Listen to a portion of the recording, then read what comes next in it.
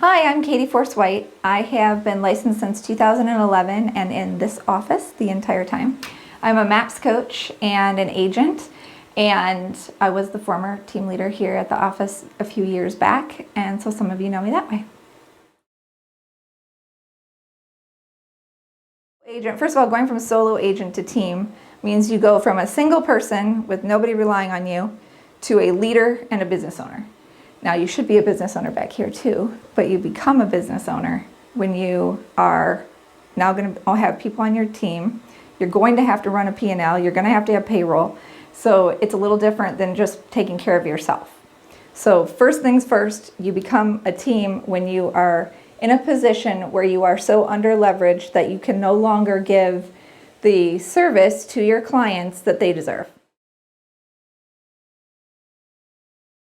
Okay, so what you need to know about building a team, it's already set up and laid out in MREA, Millionaire Real Estate Agent. Now, MREA 2 is the second version, and Gary has only released pieces of it. The whole book isn't out yet, but he has released the new model. So it goes Rainmaker, you, solo agent right now, to become Rainmaker. Then you hire your first admin, and then you hire your second admin. A lot of times the first admin does everything, including transaction coordination. Your second one might do marketing and take that off of this person's plate, or it may change around whoever is skilled in what. Those might be a divided role. Now, at the same time that you've got these admins in place, now you've leveraged off all your 80%. So you're only doing the 20%. And so now you should be lead generating to the point where you need people to show houses and help you with lead generation to continue growing. So that your first hire, and I kind of have these off on the side here because people kind of intermix these, but your first hire should really be a showing assistant. Showing assistant makes about 10% of the commission at the end. And a lot of people will find that once they get one showing assistant and they never have to go on a showing again, they love that because they got so much free time back that they also need a second one because their first one's not always available. Especially in this market where you have to show houses so many more and write so many more contracts to get them under contract. Next, you'd hire an ISA. So once I've got two showing assistants out there, I have plenty of time to lead generate, but maybe I need to lead generate because now we have to find off-market homes.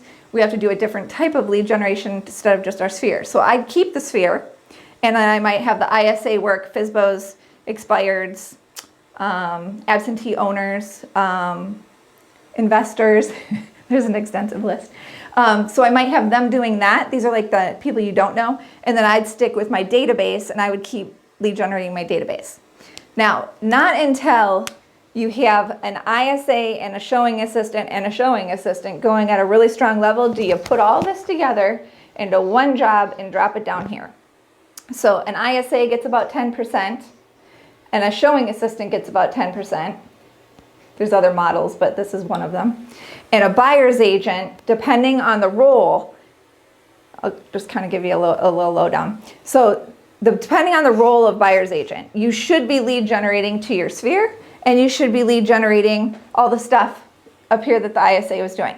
So some teams keep the ISA and they add the buyer's agents. If that's the case, you would never be at 50-50 because 10% of your business is being done by someone else and they need to get paid. So you'd be at 40, team would be at 50, because 10 would go to your showing assistant. I don't even know if you can see this, I hope you can. Now, let's say as a buyer's agent, I also decide to take advantage of the showing assistant. Now I would be at 30-50, 10 to the showing assistant, and 10 to the ISA. So my split is 30%, and the only work I'm doing is figuring out converting the leads and then taking them out, getting them under contract because I'm not even taking them out. So these people are taking care of that other lead gen. My lead gen then is on Sphere and leads that are coming into the team, and the ISA is still out there working on leads as well. Let's say you don't use the ISA, you convert all the leads yourself. Now you're back at 40%. And let's say you don't use a showing assistant, now you're back at 50%. But if the team is generating your leads and you're not generating your own leads, you need to be paying those people their jobs. So I hope, does that make sense? Is that clear? So that's kind of how the buyer's agent role works. Now remember, as a rainmaker, when you bring the buyer's agent in, you're giving away 50% without these people. You're giving away 50% of your commission. So as a buyer's agent, you have to be thinking, it's not that I'm giving somebody anything, you're giving 50% of something you never had. So you're getting 50% of somebody else's business, and you get to use all their leverage, and you get to live the leveraged life, and you never hired anybody, you never have to fire anybody, and you never have to go through all the work it takes to be the leader of the team. You just get to be a part of it. So that's the MREA 2 in a nutshell. Okay. Okay, the number one question people always ask me is, how do I know when I can hire? And as a coach, our response is always, when your P&L says that you can hire. So you can hire when you have 10% of your gross commissionable income, your GCI. This is before splits and everything are taken out of it, which is your cost of sales. So before anything is taken out, your gross number, let's say it's $150,000, and you're going to make a hire. You have about 5.6%, according to MREA 2, 5.6% of your P&L can be allocated to salaries and benefits. So at $150,000, that's $8,370.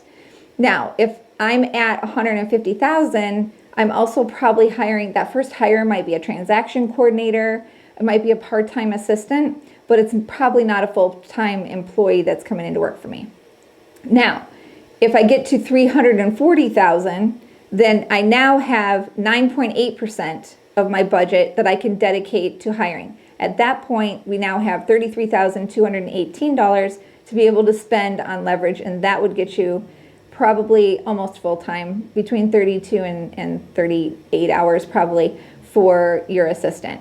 Now, it's not until you get to the $640,000 that you now have $90,000 a year, and this is where you start having multiple admins in the role. So you have to look at the MREA 2 model, and if you're in between there, I always go for the lower side of it. You can choose to be out of model.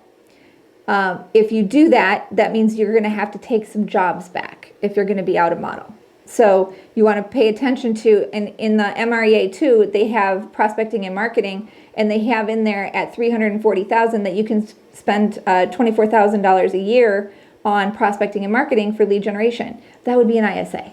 Okay, so now I'm paying ISAs at that point. I'm probably not going to pay an ISA when I'm making $150,000 a year. That's still my job to lead generate. So if you look at the graph where it says prospecting and marketing, if I keep the $11,760 and I keep that job, then I might put that $11,000 towards having maybe not quite full-time, but more hours as a part-time admin. So you kind of can play with these numbers a little bit, but overall they have to fall in the percentages that the MREA model says. So this is the graphic for it. If anybody has questions on this, this is kind of the most overwhelming part of determining it. I will say, if you don't have a P&L, you did not earn the right to hire. That's my side note. So you must have a P&L if you're going to hire people. So there's pitfalls in, well, it's being pitfalls in being part of a team, but there's pitfalls in actually having a team. Things you need to know. Number one, when I hire somebody, it's tricky, right? So this is when a lot of people hire a coach. This person's going to help guide you through the entire process. I help my clients every day with what ads to write, where am I placing my ads, how am I filtering all the people who actually come into Indeed and Facebook and Friends and all of that. I walk people through how to KPA. I walk them through all the pieces that are necessary. But everybody who's going to hire should probably take career visioning. Career visioning will walk you through the entire process, and I know people that take it at least once a year, just every year, so that they don't miss out on something. Hiring somebody who's a bad hire is going to cost you so much money. I spend more time with people who come into coaching who didn't have a coach along the way and help them unravel the mess that they created with who they hired and thought, this person's just a great person, we're good friends, I think they'd be good at this, and it blows up the team. So making sure that you have the right person in place before you decide to put that offer out there. Then as you're bringing these people in, you need a 30, 60, 90. So part of going through career visioning is going through the 30, 60, 90. What are they going to have to accomplish in the first 30 days with me, 60 days with me, 90 days with me, so that I'm going to continue to move forward with them. Every time I come into the 30, 60, and 90, I have the opportunity to get out of business with somebody because this is the way it's set up. So having a solid 30, 60, 90 is going to be essential when you start growing your team. If you hire any of those people that I talked about, buyer's agent, showing assistant, ISA, before you hire an admin, you are just creating more work for yourself. If I hire a buyer's agent before I have an admin, I, as the Rainmaker, are now the admin of this team. I am the admin now for the buyer's agent.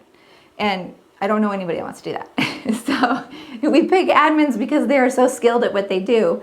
And usually as an agent, that isn't our highest skill set. If it is, then there's tons of rules for you. So we've got the problem with hiring and how costly it can be if we don't hire right. We've got the fact that now I became a leader. So now I have to level up what I'm reading, what I'm taking for classes so that I can continue to grow for the people that are on my team. And then you'll have issues with commission splits. You'll have this all the time. It will always be an issue. And I'll tell you, in the lack of value, there will always be a discussion about money. No value, the money's never right. So you're always going to have that problem. So if you're finding that you're getting ready to hire, but you don't think you have enough people leverage, you probably aren't ready to hire a buyer's agent or even maybe a showing assistant. Because if a showing assistant is running people around and you have to do more paperwork, you probably still need an admin. So don't hire the other people before you hire the admins. Those are your biggest pitfalls that you're going to run into. If you are not good at training, then just hire it out. So MAPS has a class called the Perfect Real Estate Assistant. For the next 6 months, they will train your admin for you, teach them all the systems. They even teach them how to write an email and make it sound like it's from you.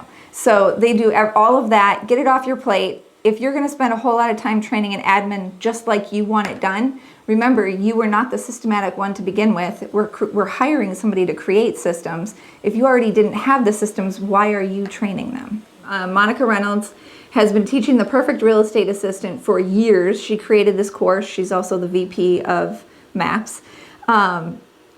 It's actually, there's a Perfect Real Estate Assistant and then there's a leveled up one. There's an advanced course as well. So they take the person to a certain level, and then if you want them to go further, then you can go there. There's also so many resources. There is a Director of Operations coaching now. So you can hire somebody to train your Director of Operations in order to become amazingly systematic. Our Director of Operations coaching just launched like last year, and it's growing tremendously because people are realizing that the more systematic their business is, the smoother it runs.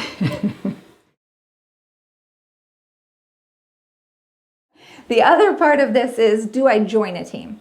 And this is like the number one question that a new agent asks. And my first thing would be to you, what is your reason for joining a team? You should never join a team because you've been unsuccessful as a solo agent. That should not be the reason that you choose to join a team. If you can't lead generate as a solo agent, you're not going to know how to lead generate as a buyer's agent or as an ISA.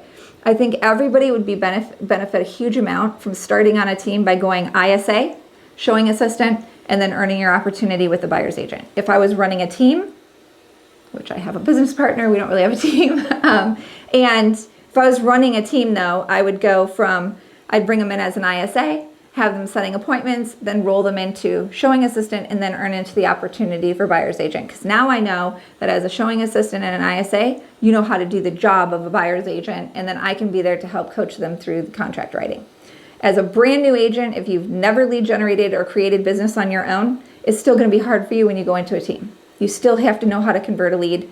You don't have to pay for them, but you certainly have to know how to convert them. You need to know how to get leads from your own sphere, because nobody really wants to bring you onto their team and you just cost them money instead of bring money in. So if you're going on a team and your expectation is that the team is just going to supply you with leads and all you're going to do is just service them, that's not the correct reason for why you would want to join a team. It's also probably not the long-term reason why you would be on a team.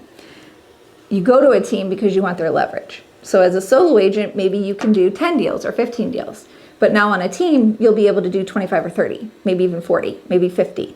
I have buyer's agents that I coach that do 50 sides. We have coaches in MAPS that coach buyer's agents that do 250 sides, and they're buyer's agents.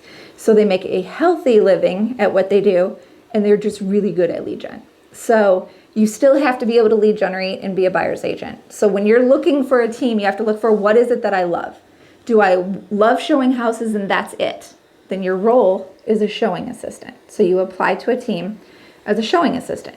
If I love to be on the phones and convert leads, then I go to an ISA and I ask for that role. Maybe at some point you decide you want to be an ISA and a showing assistant, and you earn that opportunity with the team. It's not until you're a buyer's agent you earn that opportunity. So if I'm coaching a team, we're never really bringing people in strictly, they just start with the team as a buyer's agent. That pretty much never happens with the people that I coach. Most of the big teams run systems where it's going to be ISA, showing assistant, and then buyer's agent. And most of the buyer's agents actually use the showing assistants and the ISAs, and so their commission structure is a lot smaller on their side, but you can do so many more transactions that it doesn't matter. So it all washes out, and you're very well leveraged. So that's why you would join a team. You want to be well leveraged. So there's two things about teams. I always hear from the people I coach, like I coach buyer's agents and I coach the Rainmaker. Now, sometimes, none of the buyer's agents I'm coaching say this anymore, but it used to be, well, we're getting bad leads. There is no bad lead. Every lead that comes in is a lead. That's what it is. There's no bad, no good, right? It's just a lead. What it comes down to is, at what point in the cycle of a client are they? Are they at the point where they're going to buy in a year, 2 years, 3 years, 5 months? That's where they're at. Okay, wait, the problem is you don't know where they're at. And that's where we think it's a bad lead. I don't know where they're at. Guess what? If you're 3 years from buying a house, am I responding to any of your contacts? No, because I don't want to talk to you. It's like when you go to price out a car and you're not getting a new car for a year. You're not calling back a car dealer before that point. So you have to watch out for, where are they in the cycle. Instead of being concerned that nobody's calling you back or your lead gen's not working, figure out that they must be further out than you think they are. Now, somebody who is anxious to get into business with you because they want to buy now or they want to sell now, they're going to respond a lot faster. So you just have to identify where they are in the cycle of the lead. And that's the difference between what's a bad lead and a good lead. There's no such thing as either. There is strictly just where they are in the process.